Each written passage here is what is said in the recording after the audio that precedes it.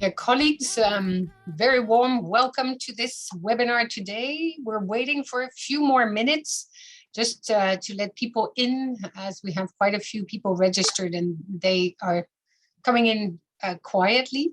My name is Montland. I'm the Secretary General of the International Association of Universities, and very pleased to see so many of you join from around the world.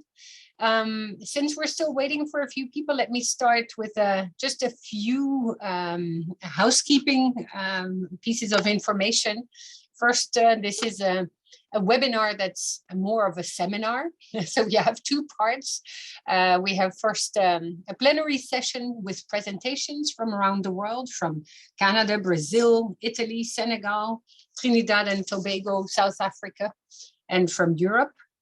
And next we will have working groups during which we will be able to exchange in smaller groups as well.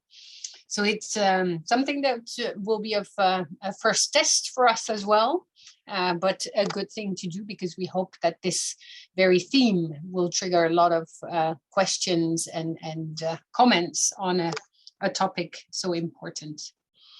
So I have my colleague Andreas Cochran here on the screen as well, and colleagues from Education International and from POLIMI. And I would like to already thank them very warmly for all the work that was chipped into this important event together. And what do you think? Shall we start or wait for a few more people to come in? Start. We can start. Okay. So let me start then by providing you with a bit of a background information. As you know, health and well-being in higher education has always been a topic that has been dealt with in many different forms and shapes around the world in higher education. The COVID-19 pandemic, of course, has come with many more challenges than we ever would have expected, not even in the first months of the pandemic, but all through. And we've seen that the notion and the concept of health and well-being has come to the fore in many different settings around the world. And that's the whole situation in which we've been for more than 1.5 years now has caused a lot of stress and issues in health have been transforming along the way. A lot of inequality also has arisen in also the way in which universities could deal with this. And we thought it was a good and opportune time to discuss this internationally around the world. So I'm very pleased to co-host this webinar between three large organizations, Education International, and I see many people coming from Education International to this seminar also today, because Education International works with all the staff, the people working in higher education institutions. And then with POLIMI, a dear member of the IAU in Italy, and why it is because POLIMI has put in place very specific mechanisms to address health and well-being issues already prior to the pandemic, but more so today. And then the International Association of Universities, we've analyzed and looked at health and well-being issues in the IAU series of global surveys on the impact of COVID-19 on higher education. So very pleased to be here together, also to welcome people from all around the world. And you will see a little button at the bottom of your screens which says interpretation. And thanks to Education International, I'm very pleased to say that we also provide people with the opportunity to take part in this webinar today in different languages. So you can choose between English, French, and Spanish. And that is really thanks to our colleagues, Education International. So without further ado, let's discuss what's at stake, where we are at from around the world. And I will give the floor first to the president of the International Association of Universities and the Secretary General of Education International. And then we'll move straight into the panel of speakers. And we have 6 speakers from different parts of the world. And after that, we will not have a first Q&A, but we will really go into working groups, 3 different groups where you can choose between challenges, opportunities, or system-wise action. And we hope that that will trigger the kind of debate that will allow to also distill a few recommendations for the way forward into the future. So, dear Pam, let me give you the floor. Pam Fredman is the president of the International Association of Universities. Thank you, Hidde. As the president and on behalf of the International Association of Universities, I will warmly welcome you all to this seminar, and as said, already organized in an appreciated cooperation with Education International and POLIMI. No one can say otherwise that the topic, health and well-being in higher education and the impact of the pandemic, is a great concern all around the world. The pandemic affected higher education immediately and with dramatic consequences on both staff and students when going from campus-based to online education. Increased stress during the pandemic with health and well-being effects is reported worldwide. The immediate and long-standing consequences are diverse due to complexity and multifaceted issues of socioeconomic, geopolitical, gender, and cultural factors, and all of which higher education has to take into account, absorb, and manage in its response and in its actions. And I will, as Hilic also raised, in particular bring the attention to the gender aspect. It is clear that women took a large part of the increased workload on higher education institutions and at the same time in family life. Long-standing consequences must be prevented by immediate actions. The pandemic has drawn attention to the shortcomings, most of them present already before the COVID, of higher education's work and study environments.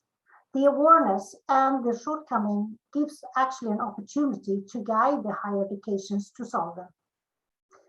Higher education institutions must provide a work environment that attracts and retains engaged and qualified faculties and staff.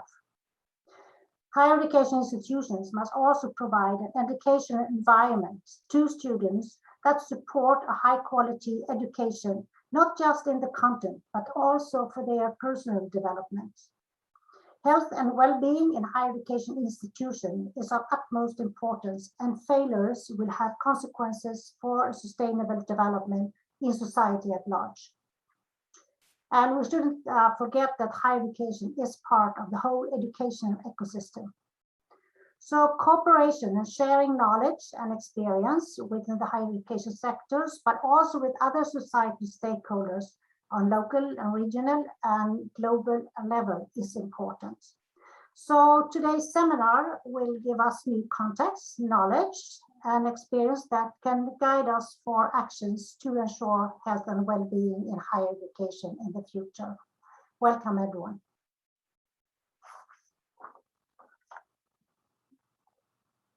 You're muted. That doesn't help. We're in this for so long. I should know that one, but that will be the phrase for the future as well. So David Edwards, I would like to give you the floor as a General Secretary of Education International. The floor is yours. Thanks, Hilji. So I'd also like to add my voice and a warm welcome to you all. It's with a great pleasure that we gather today as a higher education community of students, teachers, university leaders to discuss one of the key issues that has intensified with the COVID pandemic, and that's health and well-being. Last week on World Teachers Day, we paid tribute to the many educators we have lost around the world of the pandemic, and we called for urgent action on vaccine equity in health promoting workplaces. The day after, we launched our Global Status of Teachers report, which briefly can be summarized as teachers, regardless of the level they teach, and despite the warm rhetoric, are being pushed to the edge. Overworked, underpaid, undervalued, and far too many are leaving the profession. And this report paid particular attention to the stress, well-being, and precariousness that COVID has exacerbated. We've learned from a meta-analysis of research conducted by our member organizations during the pandemic that while some tailored approaches have positively helped teachers attend to their own physical and mental well-being, self-care, they also put the onus on individual teachers for systemic conditions over which they have little or no control. Therefore, for us, it's there's an urgent need to bring broader systemic issues such as status and workload into these types of conversations about teachers' well-being. And addressing these core issues will contribute to systemic conditions that support rather than just respond to teacher well-being. I was also reflecting as I was preparing for this that it was just under 25 years ago that UNESCO adopted the recommendations on the status of higher education personnel. And there were two key paragraphs that sort of jumped out at me as relevant in the context of this seminar and this symposium. Paragraph 62 said that the workload of higher education teaching personnel should be fair and equitable. It should permit such personnel to carry out effectively their duties and responsibilities to their students, as well as their obligations in regard to scholarship, research, and academic administration.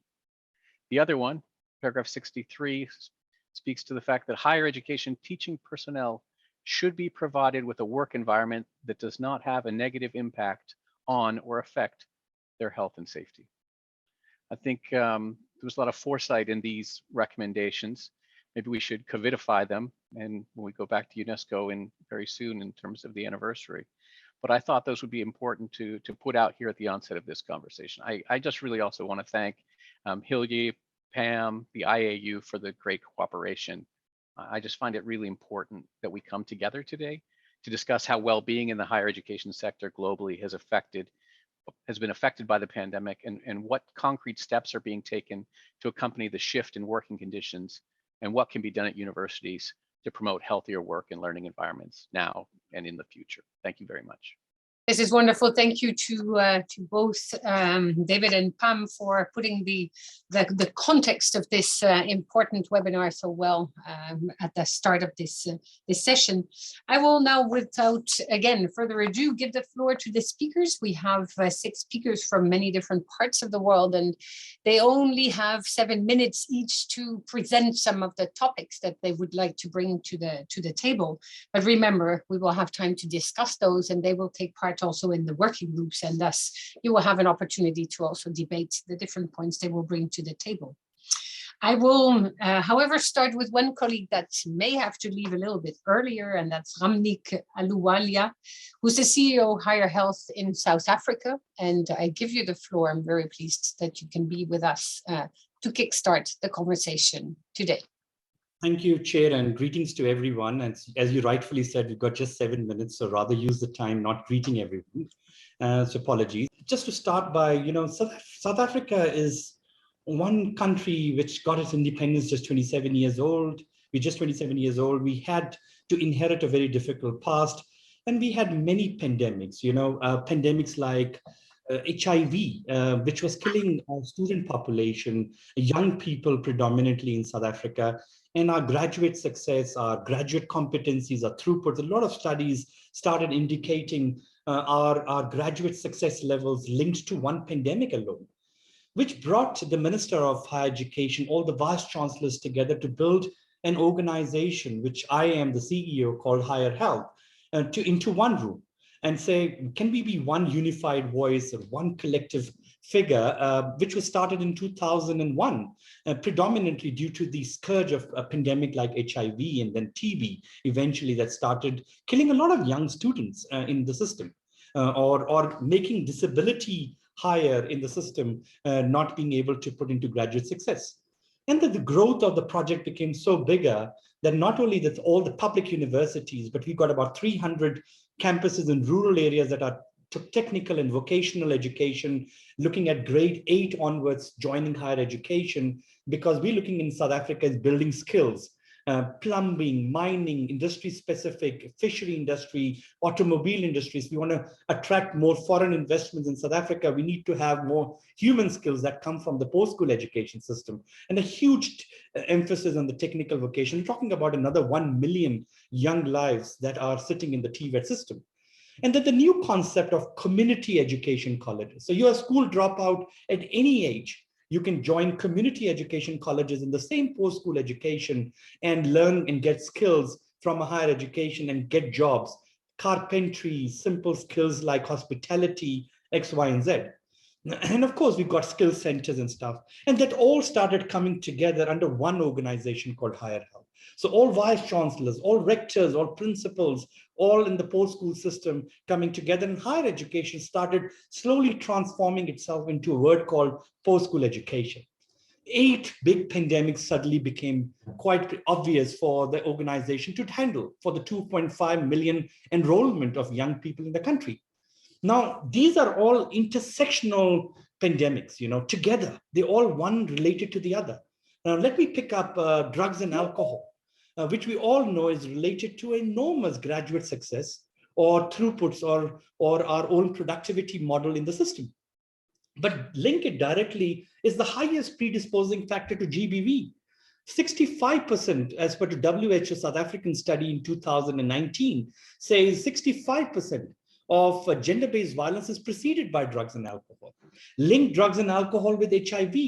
Link drugs and alcohol with unplanned pregnancies. In South Africa, 1 in 3 girls in the post-school education system become pregnant on campus.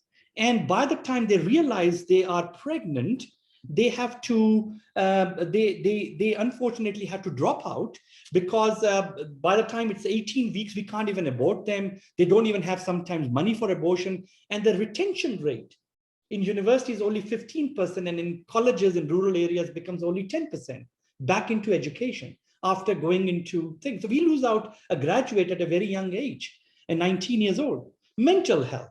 I'll give you correct figures that through our study that Higher Health has done across all public universities and all colleges in the COVID, during COVID, we have realized 65% of our students in post-school education in South Africa are now suffering from moderate to severe psychosocial depression or anxiety or a mental health disorder.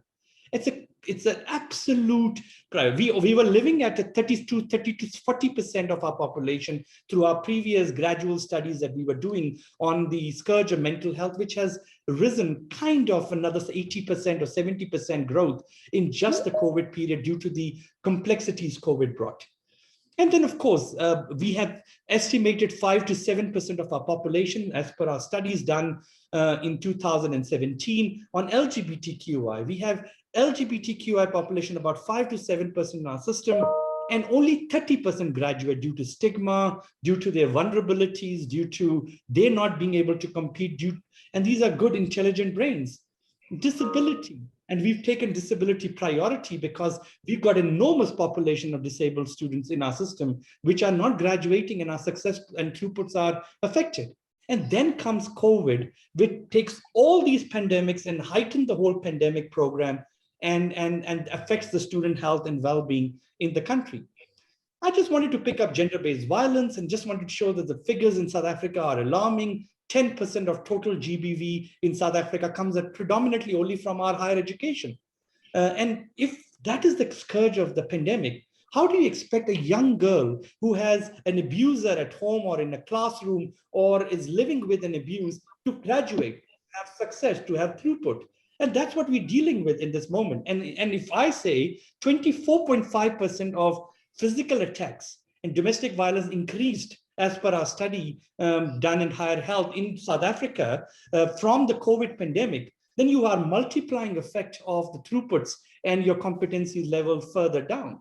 Then we looked into our study from the perspective of study time loss, loss of parents, food security when they had to go home, online learning, internet, electricity availability, shortages of other basic amenities, and of course the closed area when they was pushed to go back home and affected the success rate, which obviously were multiplying along with our pandemic. But I just wanted to show UK, United States, India, Brazil, if we have data on gender-based violence. I just picked up one disease to show that it's universal across international that affects our system in totality.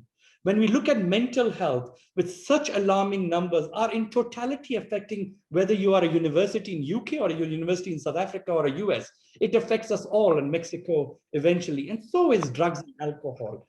And I spoke about LGBTQI, COVID, and similarly on a lot of interventions around what happened in this. And then this is my last kind of an engagement. What South Africa is doing is, South Africa is putting a unified response into it. Whether you are in a rural or a peri-urban area or in an informal settlement or an urban universities, we tackling all these pandemics through an extramural curriculum. We're not a rich country. And because we're not a rich country, as much as there are certain campuses which are very less resourced versus historically advantaged campuses, we made it equivocal for everyone to participate. The first incentive a student gets is, whether you're in engineering, whether you're in agriculture, whether you are in mining, is extramural qualification on health and wellness, your own health and well-being, whether you classes on HIV, GBV, mental health. We've got a standardized curriculum, a very running across every system. The good thing is the whole country follows the same system under higher health. And these are enrollments that happen. We enroll 1 million students into this extramural curriculum. It runs in parallel to the first curriculum. But attraction is a certification. Whoever joins the curriculum has to do a risk assessment. So you do a GBV class, you do a GBV risk assessment. You do a perpetrator risk screening, domestic violence risk screening. You are in mental health class, you do a risk screening on mental health. For example, questions like, are you struggling to cope with daily activities? Do you think about and plan different ways to kill yourself? Binary questions, yes or no. So when you are coming out of mental health as a student, you understand this impacting your own life. Similarly on perpetrator, you get a certificate that helps you with jobs. This gives the pull to it. And then of course, the last part is services. Building the whole comprehensive program through mobile clinics, establishing clinics, services, whether it's an HIV test, whether psychosocial support, whether it's 24-hour helplines. And that COVID brought to us, opening 24-hour helplines, 18,000 crises of suicides could be reverted, putting a health check, which is a digital COVID screening tool. The whole country follows. We've done 15 million passports. Every day, if you have to enter the campus, you need a passport to enter, which means you have screened all your symptoms. Now there's a vaccine passport attached to it, and that's how a student gets entry. No screening of temperatures only on the system, and no queuing up at the gates. Show your passport, you enter very quickly, and similarly write exams. And then we've been covering off radio programs and stuff. Sorry, I rushed my presentation, Chair. 7 minutes, not a justifiable issue, but just to sum it up to say, these 8 interfacing issues that South Africa faces the entire world, every institution, no student. And if you want to really measure the graduate success, throughput and competencies, then these soft health pandemics or social pandemics play a major role into the graduate productivity model or the throughput model or graduate success model. And if as academia, as a system of higher education, we not start mainstreaming these softer issues into our system of student health and well-being, we are going to lose our productivity, our throughputs, our graduate competencies. Exactly what we aspire is to bring an alumni, and every vice chancellor's dream is put my alumni in the front, and that's the success of a university eventually. And that gets affected if so much of pandemics sit around our system, including COVID. Thank you very much, and glad you gave me time. Grateful. Thank you. Thank you very much, Professor Ahluwalia. I hope you can share your PowerPoint presentation, because I'm convinced that many people would like to look into it further and maybe contact you at a later stage, because I know you will have to leave. Unfortunately, this is a very good start of an exchange around the globe. And as you say, these points will certainly resonate with other presentations as well in different forms and shapes. And Licia Sbatella, would you agree to take the floor? Yes, perfect. Thank you. You're the rector's delegate. You're the rector's delegate for psychological diseases at POLIMI and Polytechnic di Milano in Italy, and I'm very pleased to give you the floor. Thank you so much, and welcome to everyone, and thanks for the invitation. So we will start from students' words, so that are speaking about the pandemic as an attack to the body, to emotions, to relationships, to thoughts and imagination, but mainly to uncontrollable and unpredictable events. So difficult emotions, distortion of experience of time and space, and pervasive internal dimensions. even if they are underlining, of course, more opportunities, innovative opportunities, more concentration, less exposure, and also more personalized interactions and multimodal and integrated dimensions of learning. They had to, as everyone in the academic environment, we had to give time to orchestrate our personal and learning experience, to understand what was missing and not automatically offered by the presence of others and embedding learning. Let me present briefly the service. You will have slides and you will read more precisely things, but let me underline as the campus life area of Polytechnic University of Milan, which is a technical university for engineers, architects, and designers, without a medicine department and without a psychologist department, has been organizing itself to have a particular attention to psychological diseases. And in 2017, the POLIMI service has been created and involves now, involves once a week or twice a week, 1 psychiatrist, 8 senior psychiatrists, psychotherapists, 20 supervised junior psychotherapists, and 2 psychologists, all experts in cognitive relational psychotherapy, and 5 of them offer psychotherapy also in English. This is a space taught to care, but also to educate and to underline, to make students and PhD students improve their knowledge of themselves and others, and also to be able to face the adult life and professional life with more skills and more competencies on themselves and relational skills. You can see here some numbers. So we are, as I was saying, a technical university, but with 47,000 students and 1,600 students. You see, we have been the access to the new POLIPSI service has been 2,600 during the last 4 years, and the 73% has been asking not the didactical counseling service, but the personal psychological support and psychotherapeutic support. You see the important component of foreign students asking, but also, of course, an important component at the university, as a 15% and 24% of foreign students, but also women present as 30% or between students, and enough and 50% asking for the service, and the 20% foreign students asking for the service.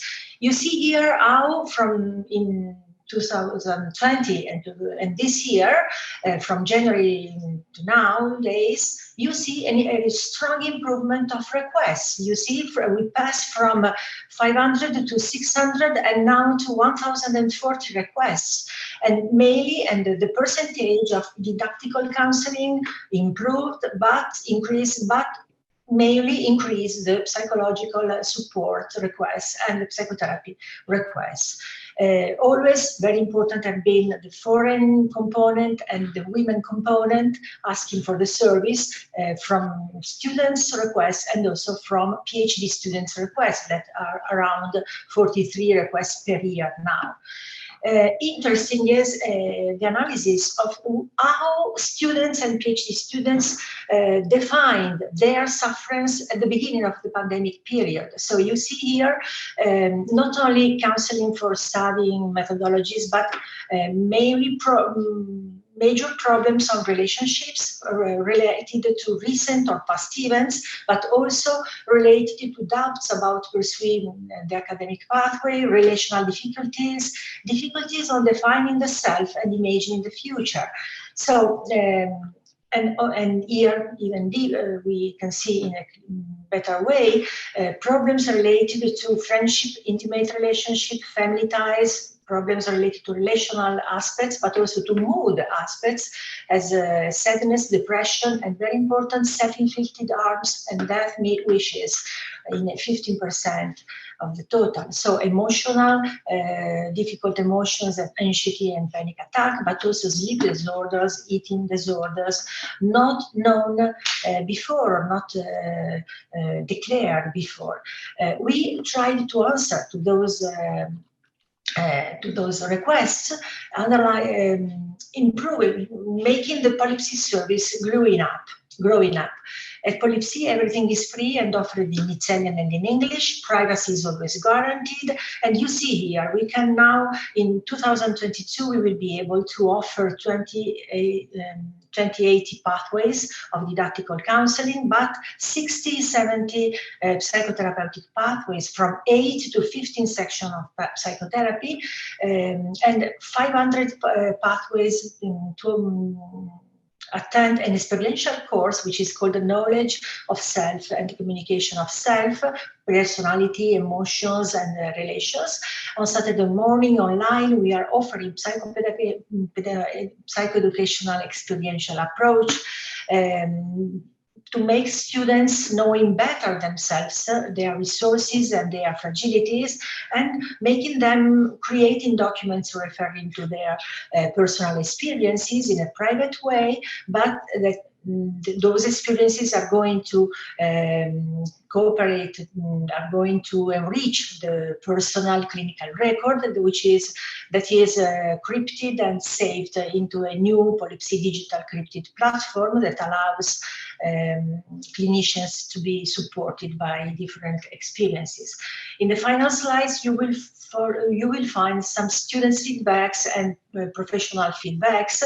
Students are underlining the importance of a personalized psychological support, a free support that allows them to face some problems and to face some dimensions, unusual, neglected dimensions like emotional, body skills, and relation or future responsibility before asking money to the family, for example, or before being obliged to speak with others. So they can take care about. And from the professional point of view, we had very good feedbacks because we could prevent and care some very difficult situations like self-inflicted harms, death wishes or depressions, eating disorders, and also psychiatric diseases, with an involvement of the other campus life actors like professors, employees, and managers that are helped by the service to face in a good way, in a private and a civil, not in a private way, but in an efficient way, important diseases. And we created, of course, a good network with the public Italian health system, and only to underline at the end, soft skills courses and experiential courses have been reaching the CV of all the faculties, and new initiatives are going to increase the cooperation with the POLIPSI service and the other service that are acting into the faculty. So we act like to support students for adult life, and also to come back in presence, because as maybe others are considering, we are going to give value to embodied relationships, because now in a technological faculty it's not so easy to come back too. So thank you very much, and have a nice webinar. Wonderful.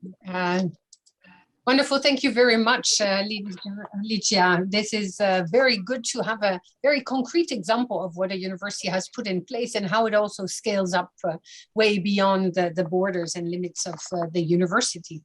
I would like to now turn to David Robinson, who's the Executive Director of the Canadian Association of University Teachers in Canada.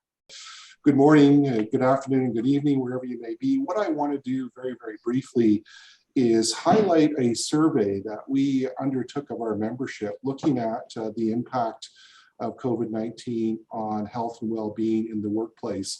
While this is specific to Canada, I know there's a number of other surveys in other jurisdictions that have reached very similar kinds of results. So I want to highlight this, and hopefully in the discussion groups, people can talk a little bit about what's happening in their jurisdiction as well, and whether the results that we saw here are confirmed or not.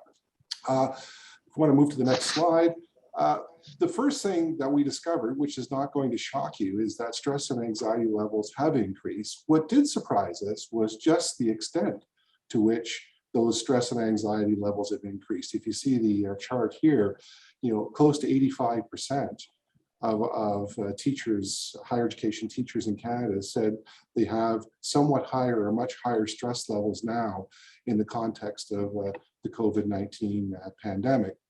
And if we look at the next slide, we'll see that there's some significant or some noticeable differences between men and women, where women are more likely to report somewhat higher or much higher stress and anxiety levels since the pandemic. About 87% of women saying that they're experiencing much more or somewhat more stress and anxiety as a result of the pandemic. The next slide, please. When we look at asking people about what the top drivers of the stress and anxiety are, you will see that there's sort of three groupings at the very top. One, of course, people are concerned and stressed out about health and safety. They're worried about getting sick. They're worried about their colleagues or their family getting sick. But also we saw some significant concerns about teaching and working online. And that was largely not having that face-to-face contact and that social connection, but also increased demands from students who are looking for support by email at all hours of the time and so on. And finally, workload, work-life balance was also a significant concern. And I'm going to try and unpack that because I think this is one of the more significant elements or drivers of health and safety over which we could have some control if we work together with our university and college administrators to deal with some of these workload issues. So if you move to the next slide, we'll see that when we look at workload and work-life balance, again, women are reporting significantly higher concerns of stress and anxiety over workload and work-life balance. And that's mainly because they're also juggling with family responsibilities because of the gender division of labor, also dealing with those household or internal issues as well. Next slide, please. What we also found is that most staff are reporting that they're working significantly more since the COVID-19 outbreak, about 53%, so that they're working longer hours. And if we look at the next slide, we'll get details of how many hours we're talking about. So of those who said they're working more, close to 2/3 are saying they're working more than 6 hours. Some, a third, saying they're working more than 10 hours per week. So a significant increase in terms of workload demands. We can look at the next slide, please. And again, women are more likely to disagree or strongly disagree that their workload is manageable. So obviously, female academics are experiencing more stress because of workload issues. Go to the last slide, please. The reasons why people are working more, the transition to online courses obviously takes additional time and effort. Additional student support has been needed. We heard earlier about how students are under significant stress. They often go to their professors as the first line of seeking out assistance. More meetings, more communication has been required. Additional support for colleagues and junior faculty. They need additional training. There's technological issues, additional coursework in terms of administering courses and more marking and more coordination. There was additional administrative duties assigned, working from home challenges, and also research activities were taking more time. And what we found, and I think this is quite important to underline, is that many people are sacrificing the work on research to focus on teaching. So research is suffering through the pandemic, and I think this could have long-lasting consequences for us. My point basically here is until we address these issues, we're not really going to solve issues around stress and anxiety in the workplace. And some institutions and some jurisdictions have taken some tentative steps to try and look at workload issues in terms of conditions of employment. I know in the UK, there's been additional holiday time and time off for academics. There's been attempts to stop the tenure clock or the annual assessments and so on. But I think we need to look much more fundamentally at how can we address the workload issue if workload is such a key driver of stress and anxiety in the workplace. That's it. Thank you very much. Thank you very much, David. I notice in your 9 points and the different reasons that you allude to towards the end on the last slide, there's a repetition of the word additional. And that's what we hear everywhere, that the stress comes from just adding on to everything that we were already doing before, which was already a full workload. And that is probably the cause for much stress indeed. I would like to now give the floor to Oumar Dia, who is from the Syndicat Unitaire et Démocratique des Enseignants du Sénégal, Sud-Est. The floor is yours, Oumar. Merci, Madame la Présidente. Bonjour, chers camarades, bonjour, chers collègues. Je remercie l'International de l'éducation et l'Association internationale des universités de m'avoir invité à ce séminaire conjoint qu'elles organisent sur le thème « La santé et le bien-être dans l'enseignement supérieur, l'impact d'une pandémie ». Le séminaire consistant en un partage d'expériences, je vais donc naturellement parler de la façon dont la question de la santé et du bien-être dans l'enseignement supérieur s'est posée au Sénégal dans le contexte de la pandémie de la COVID-19. Il faut rappeler que jusqu'en mars 2019, moment à partir duquel l'état d'urgence sanitaire assorti d'un couvre-feu a été décrété au Sénégal, l'essentiel du travail dans l'enseignement supérieur sénégalais, qu'il s'agisse de l'enseignement, du travail administratif du personnel de support, etc., se faisait en présentiel. Et de ce point de vue, la création de l'Université virtuelle du Sénégal en 2013 n'a pas eu un impact considérable sur les formes de travail des membres de la communauté universitaire, qu'il s'agisse des enseignants, des étudiants ou du personnel de support. Donc, quand la pandémie est intervenue en mars 2019, suivie de la fermeture de toutes les universités du pays, on a cru un moment que les formes de travail dans l'enseignement supérieur allaient totalement changer et basculer du présentiel au distanciel. Même notre syndicat et l'International de l'éducation le sait, même notre syndicat, qui est d'ordinaire si réservé vis-à-vis de toute forme prédominante de l'enseignement à distance, avait fini par inviter le personnel enseignant à assurer momentanément la continuité pédagogique sous forme distancielle à tous les niveaux où cela était possible. Ça, c'est du point de vue des principes. Mais concrètement, malgré toute l'offensive en faveur de l'enseignement à distance comme seul palliatif en situation d'urgence, le résultat fut mince.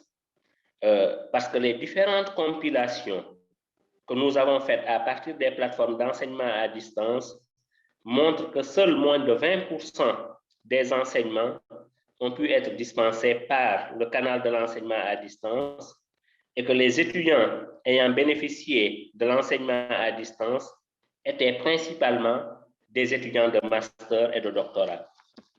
Au niveau du premier cycle, le cycle undergraduate, la licence, qui regroupe dans nos universités plus de 75% des effectifs d'étudiants, il n'a pas été possible d'organiser convenablement des enseignements à distance.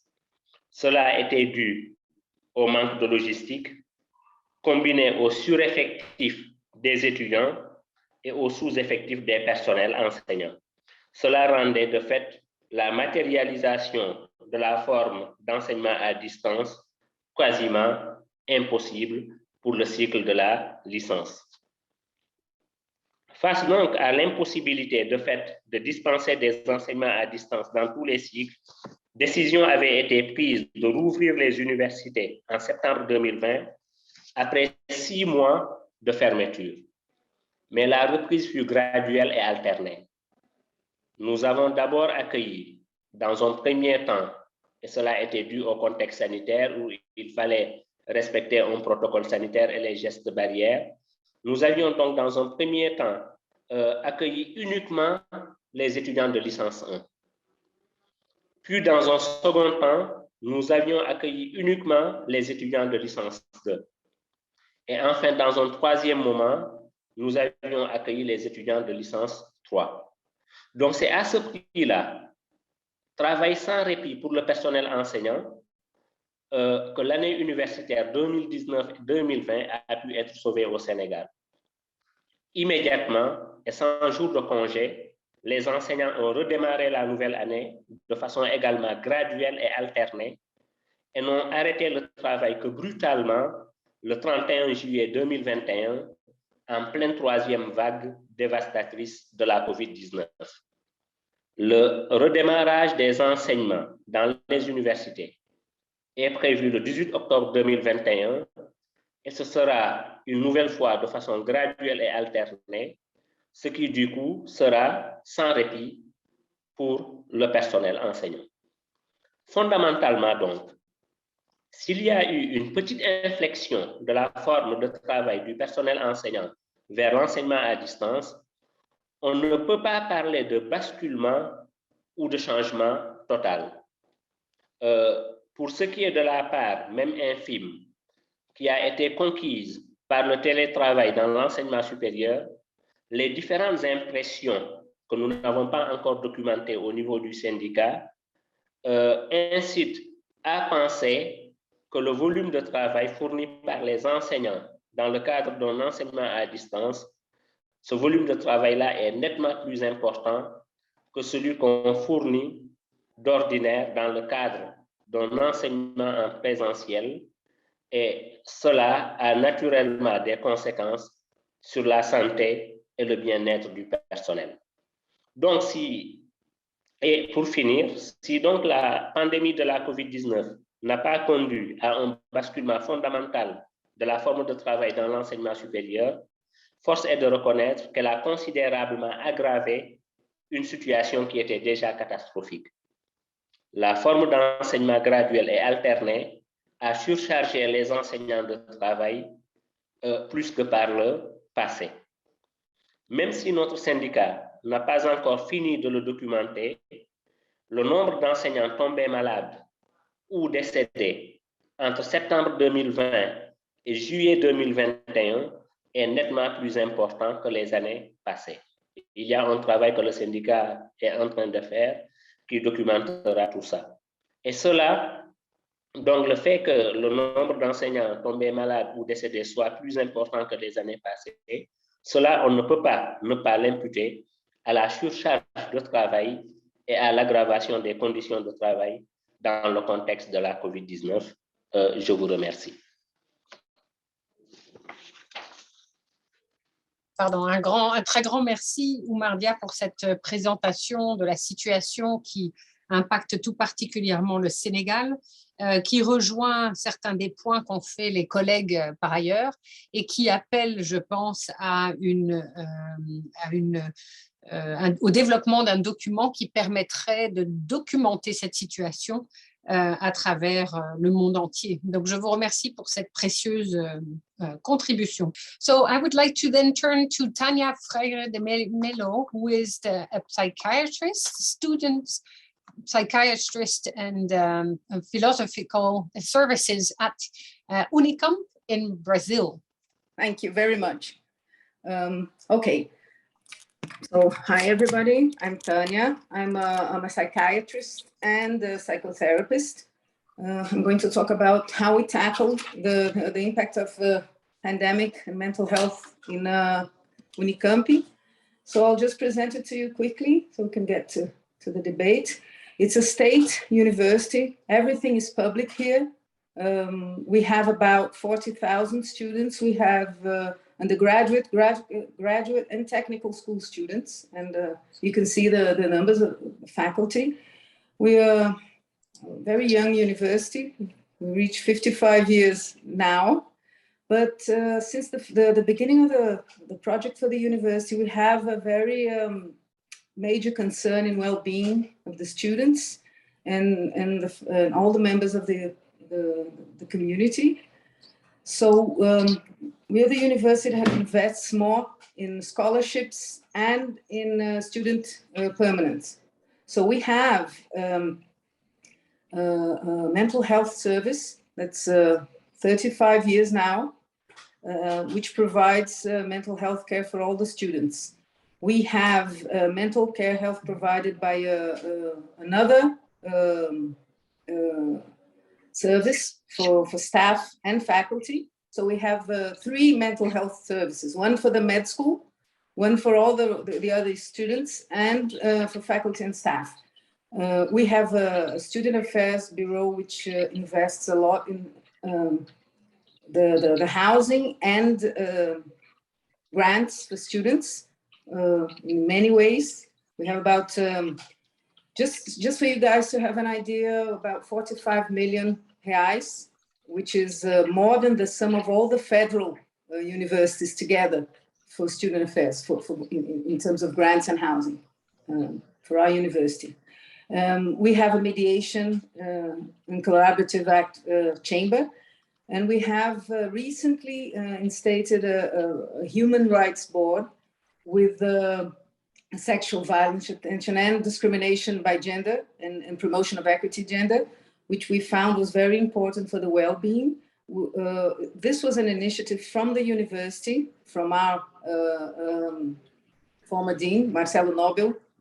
It's something like the Title IX, but we don't have a federal obligation to do it. It was an initiative from the university, the Ethnical Racial Diversity Advisory Committee, and the Committee for Indigenous People. We are in the second year of a special form of access for Indigenous people in Brazil, which we found it was very important at this time we are living here, because we have to support the Indigenous people. They're very vulnerable at this time. These are the actions that I believe were crucial for tackling the mental health problems. As you may know, we are Brazil is a champion of anxiety disorders. We have 9.3 diagnosed anxiety disorders in Brazil. That's pre-pandemic data. We are twofold, two times more. We have 2 times more diagnosed than the second country. So we have a lot of anxiety here. We have uncertainty. We have urban mobility problems. We have inequality in gender and economic. So that answers a little bit for those numbers.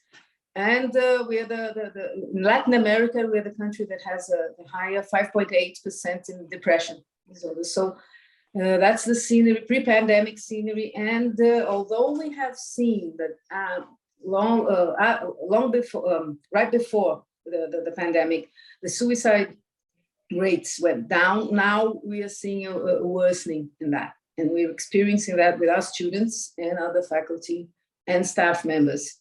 We don't have the statistics yet, but we have the statistics of how they're coming for the service, seeking mental health care. In the second slide, if you can put it there, this is a description of what we had in terms of mental health care for the students. I'm the director of the service. I've been directing the service for 12 years now. And so we had, this is the staff that we have to cover 40,000 students. So we do the best we can with very brief psychotherapy and psychiatric care.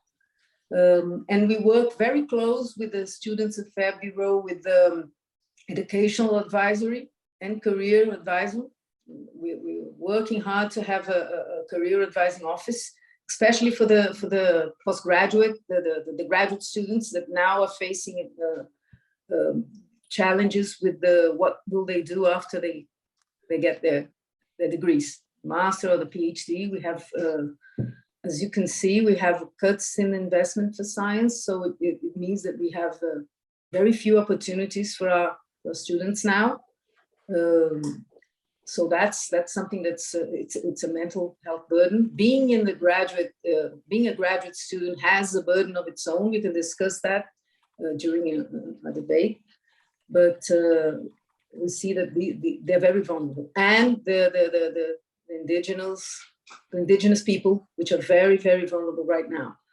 So we work closely with them and with the board of human rights to try to tackle this. After the pandemic started, we had an extra challenge of going online with our. We had a service that's planned for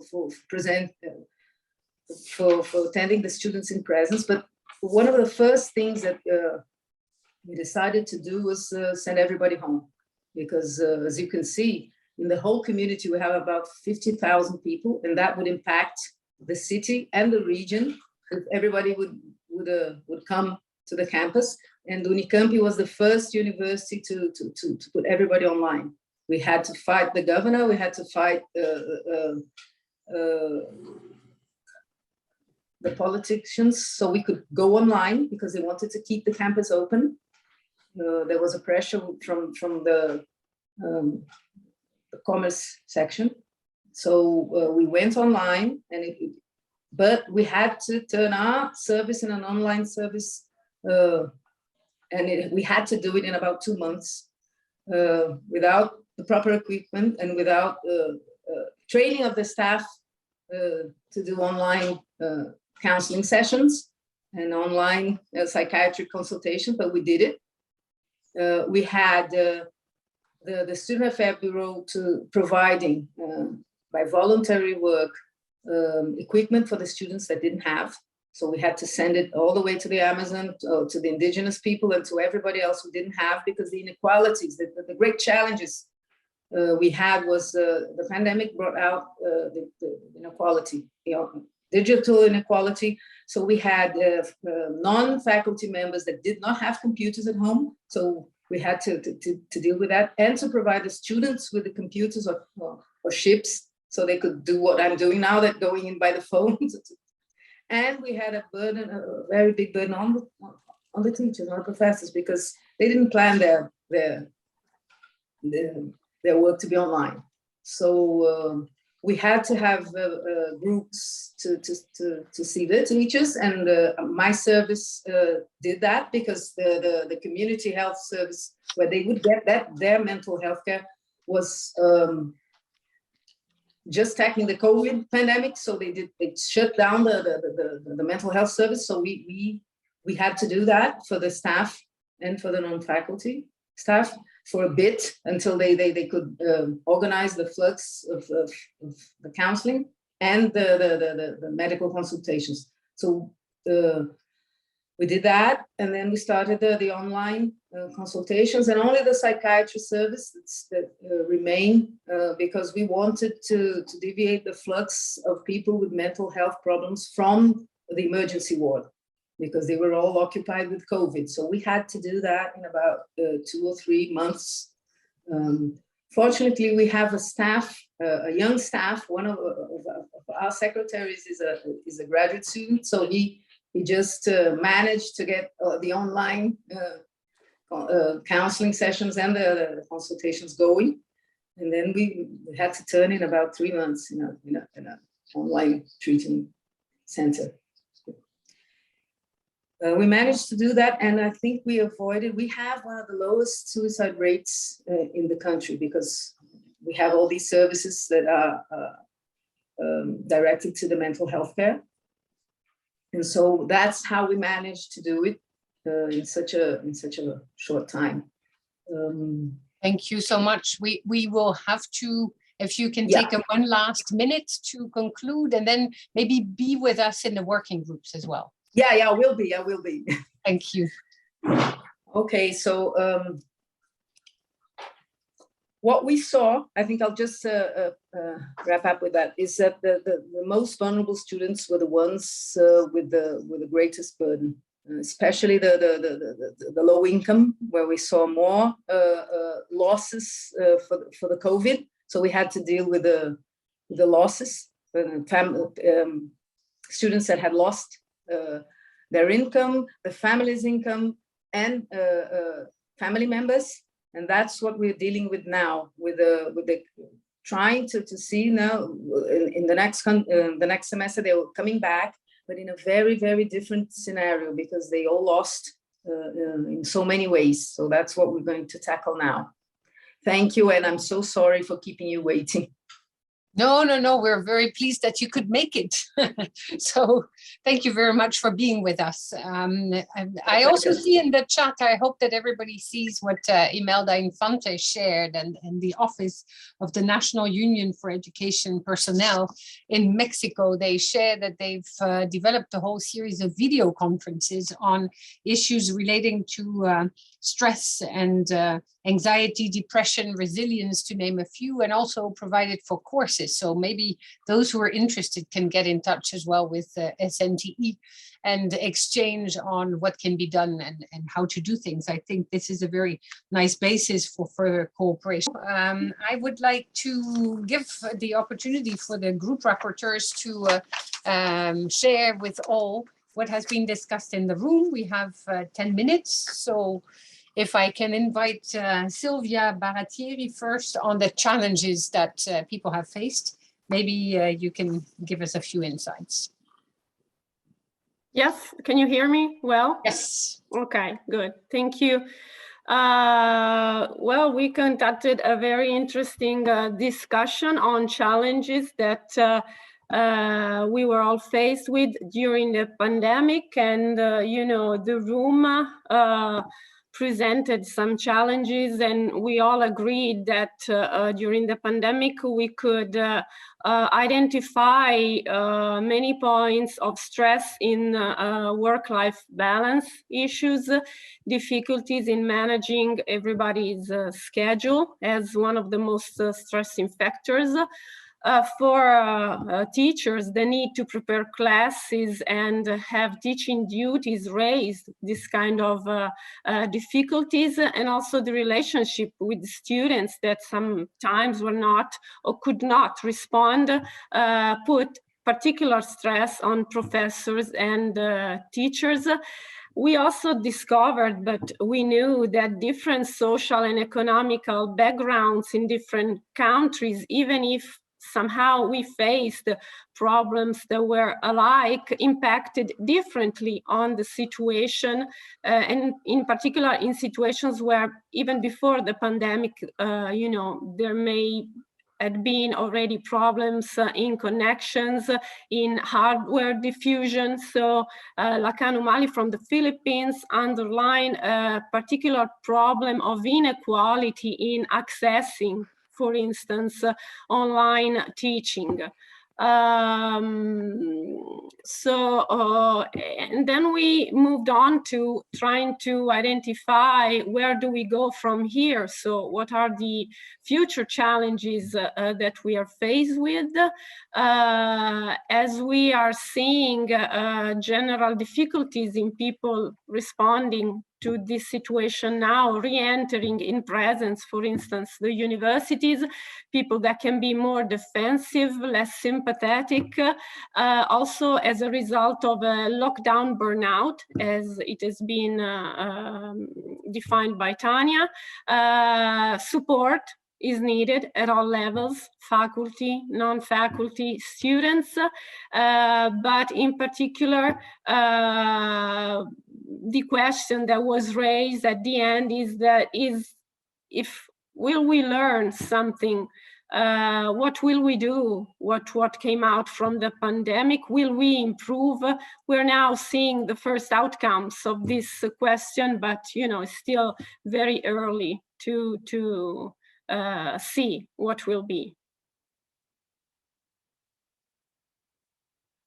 I think you're Thank you very much. Yeah, no, I forgot again. But thank you very much for this very good summary of the discussion. There was more there, but you highlighted very important points. Also, this inequality issue in countries, but between countries as well.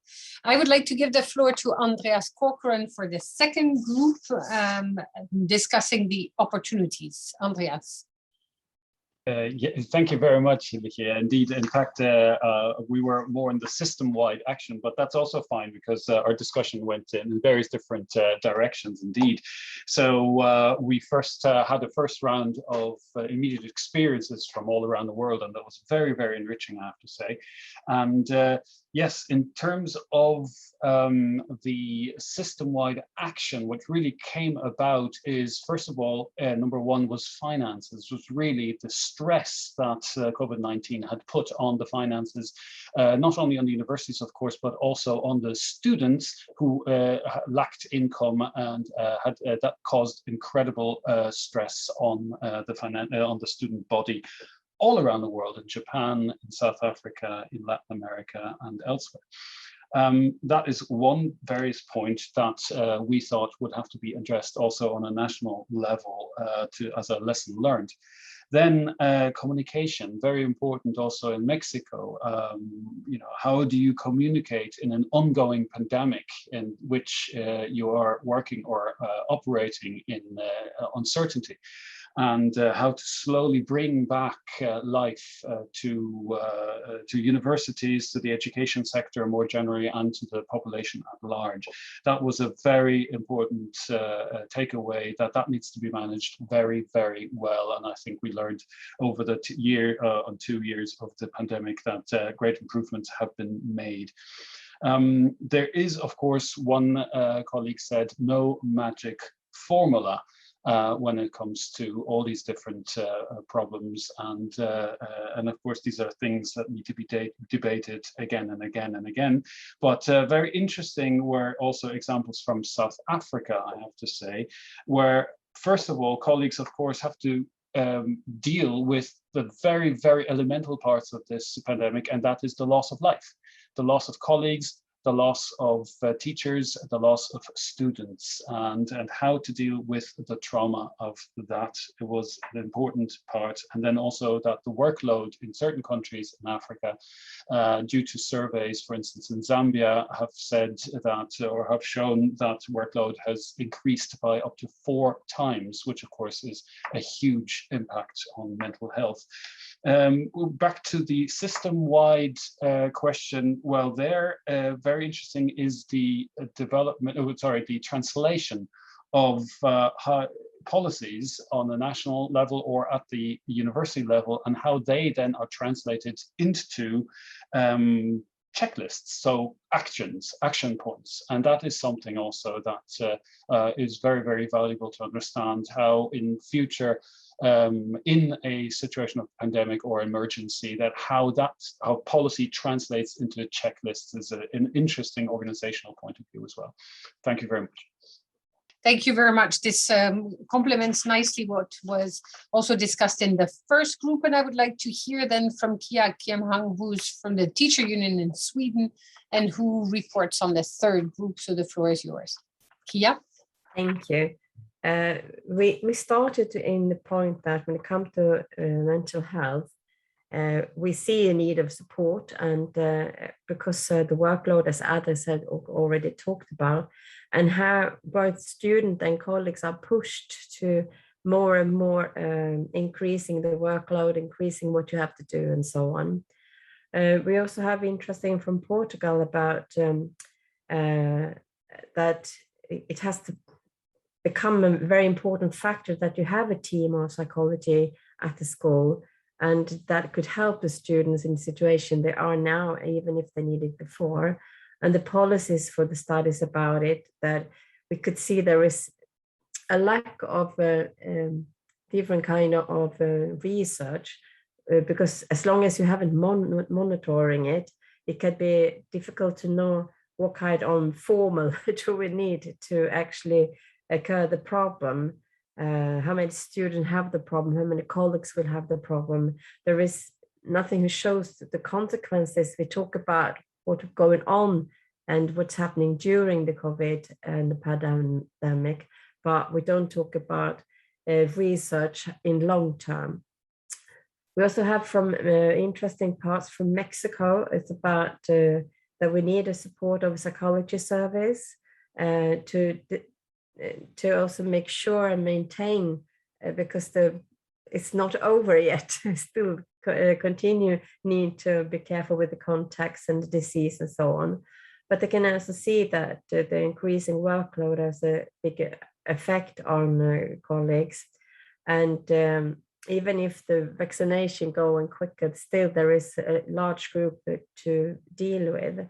And I mean that the school is also for everyone to have the social connection, and you lose the social connection when you have been in the way you are now. So the mental health also have an effect, because you don't have the normal social contacts.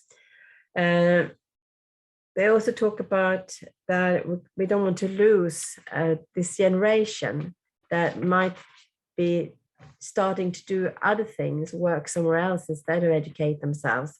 So if we lose them now, how we can keep them back, or how a long time it will take to get the young generations again. So I think that was quite interesting. We also talk about the students' stress about the academic families. If you don't come from an academic family, what kind of support had you during this situation, and how will it affect you? Do you need other kind of support to not come in a situation where you drop out or you feel you can't succeed? And also the pressure we talked about, when you have the pressure of having a fee and you can't succeed because you don't feel well, the mental health getting lower and lower. And we talk about, it's about money when it comes to the government, about what they can actually support the different universities. So there will be a mental health also at school and not only in the society. I think that is in general, I have some notes I think will be better afterwards when you do the summary about the holistic education and youth policies and how they actually are connected to each other. Thank you. Wonderful. Thank you very much for this very comprehensive, comprehensive notes from a very rich discussion from what I can hear. So the different challenges, the opportunities, the system-wide actions, they are diverse, and we very much look forward, hopefully, to getting your notes in writing as well, so that we can circulate those with the participants of this session. And the way forward, it will be looked at also through the lens of the various surveys that have been carried out by Education International, by the research work at POLIMI, and also by the work of the IAU at the global level with a survey on the various impacts of COVID-19 on higher education, and we will circulate that back to everyone as well. It is difficult to predict the future. We've said that, I believe, in all three of the working groups and throughout the presentations, yet what is hoped for is that we will learn from what we've gone through and also use the experiences that we had to all of a sudden experience to improve for the future.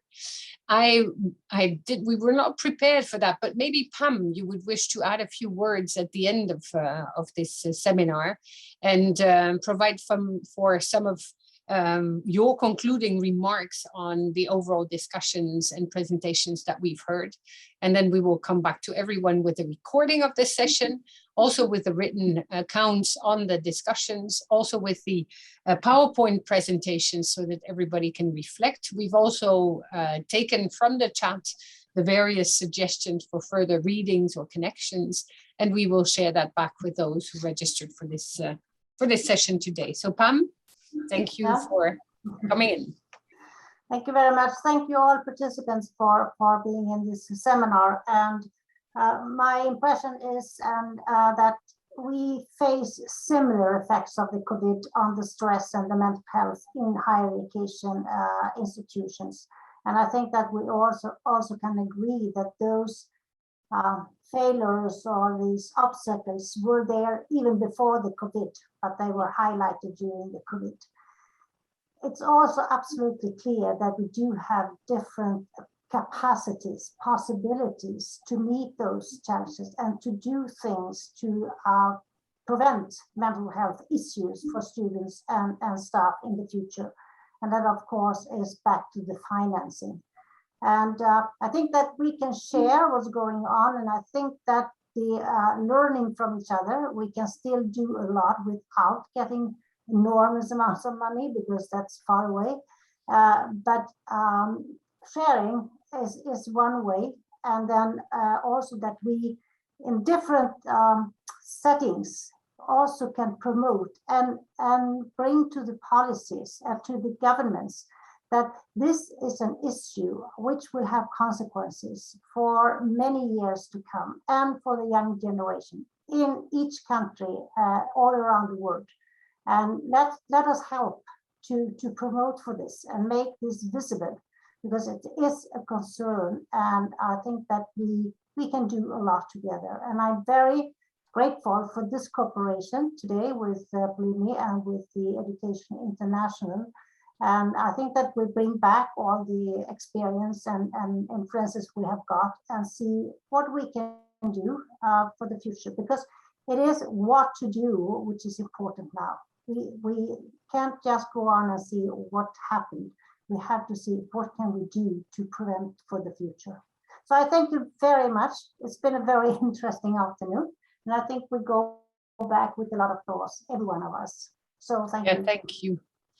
POLIMI, would you like to add 1 or 2 words to this? And maybe Education International, this is a trio organization. So maybe Licia, just 2 words, and then I don't see David Edwards, but maybe David, you would wish to come in still, David Robinson. Licia.